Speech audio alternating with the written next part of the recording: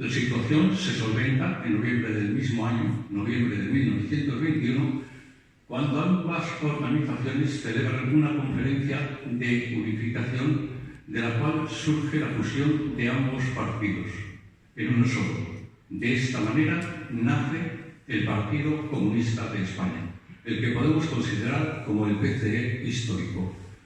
La fecha de fundación, 14 de noviembre de 1921. Los primeros momentos del recién nacido partido fueron momentos difíciles. En el seno del mismo surge una disputa ideológica entre dos corrientes claramente definidas. Una corriente reformista, encabezada por el secretario general, por el propio secretario general que había sido elegido en el primer congreso del partido, celebrado en marzo de 1921, Ramón La Moneda, en buena medida condicionada por el origen primitivo de los miembros de esta corriente procedentes del Partido Socialista. En contraposición a la misma surge otra corriente, esta de carácter sumamente radicalizado y ultraizquierdista, encabezada por un tal José Villejos, que fue elegido secretario general del partido en marzo de 1925, en el tercer congreso que se celebró en el exilio, en París, debido a que en aquel entonces en España gobernaba la dictadura militar del general Primo de Rivera. Dicho sea de paso, esta dictadura puede considerarse como el precedente más inmediato de lo que posteriormente sería la dictadura fascista del general Franco. El 14 de abril de 1931 se produce un hecho de una gran trascendencia histórica para todos los pueblos, para todas las nacionalidades que componen el multinacional Estado español. Ese día es derrotada la monarquía borbónica y se establece la Segunda República. En la nueva coyuntura política, el partido, de dimensiones reducidas hasta aquel momento, según datos de la época apenas superaba los 1000 afiliados, experimenta un salto cualitativo. No había transcurrido ni un mes desde la instauración de la República cuando el partido dirige la primera huelga, que se produjo precisamente aquí, en esta tierra, en Euskadi. La huelga de pasajes. La brutal represión por parte de la Guardia Civil de esta huelga costó 8 trabajadores asesinados. En marzo de 1932 se produce un hecho de gran trascendencia en la historia del Partido Comunista. Se celebra el cuarto congreso. En este congreso es elegido secretario general José Díaz, insigne dirigente del Partido Comunista.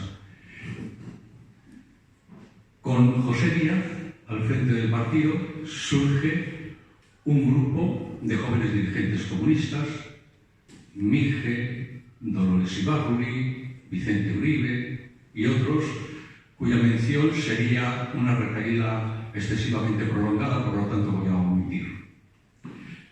No voy a pararme a describir los acontecimientos que se produjeron durante el periodo de la Segunda República. En todo caso, con José Díaz al frente, la estructura orgánica del partido se extiende por todo el territorio del Estado español, en las grandes ciudades, en los principales centros industriales, hasta en los lugares más recónditos del país. El incremento de las filas del partido adquiere grandes proporciones. A finales del año 1931, el partido contaba, según datos de aquel periodo, con 8.800 afiliados. Un año después superaba los 15.000. En noviembre de 1933, mejor dicho, antes, cabría mencionar, el partido tomó la iniciativa de formar un amplio frente democrático de izquierdas con el fin de frenar el avance del fascismo. Dicho sea de paso, una situación similar a la que se está produciendo hoy día en el terreno internacional. La historia se repite, salvando la distancia en el tiempo. El llamamiento del partido a formar ese frente antifascista no es secundado por otras organizaciones de izquierdas y democráticas, y en noviembre de 1933, en las elecciones, gana la CEDA, ganan las derechas, que comienzan a revertir buena parte de las medidas progresistas que habían sido tomadas por los primeros gobiernos republicanos. En este periodo, el partido juega un gran papel en la huelga general revolucionaria que se produce en octubre de 1934 y que, en concreto, en Asturias, adquiere caracteres de auténtica insurrección popular. Más de 2.000 muertos frutos de esta huelga general, la mitad de ellos en Asturias, donde destaca al frente de la represión brutal el general Franco.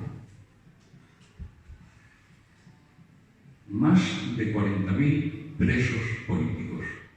Finalmente, los llamamientos del partido a formar un amplio frente democrático de todas las fuerzas progresistas y de izquierdas es secundado y se forma el Frente Popular, que ganará las elecciones del 16 de febrero de 1936. Estoy haciendo un repaso rápido en aras de la brevedad para no extenderme en exceso en acontecimientos y fechas. El 18 de julio de 1936, como sabéis todos sobradamente, se produce el levantamiento fascista contra la legalidad republicana. El papel del partido durante la conocida como Guerra Civil, pero considero yo que su denominación más acertada es Guerra Nacional Revolucionaria, el papel jugado por el partido fue muy importante. Si hubiese que analizar cuáles fueron las causas que condujeron a la derrota de la República, estas son múltiples, pero entre ellas destacaría sobre todo dos. Una, la ayuda masiva prestada por la Alemania nazi de Adolf Hitler y la Italia fascista de Mussolini a los rebeldes, y por otro lado, la actitud cobarde de las democracias burguesas que, con su política de no intervención, dejaron aislada a la República Española. En aquellas circunstancias, solo un país, la Unión Soviética, que nació como fruto de la Revolución Socialista de octubre de 1917 en Rusia, mantuvo una actitud solidaria y de ayuda, una actitud internacionalista para con la República Española. Tras la instauración del régimen fascista del general Franco, en España impera un régimen de verdadero terror. El grueso de las organizaciones democráticas y de izquierdas existentes en tiempos de la República, cuando no se disolvieron, cayeron fruto de la represión brutal del régimen de Franco. Solo una organización, en las más profundas condiciones de clandestinidad, mantuvo la resistencia antifascista. Esta fue el Partido Comunista. Estos fueron los comunistas.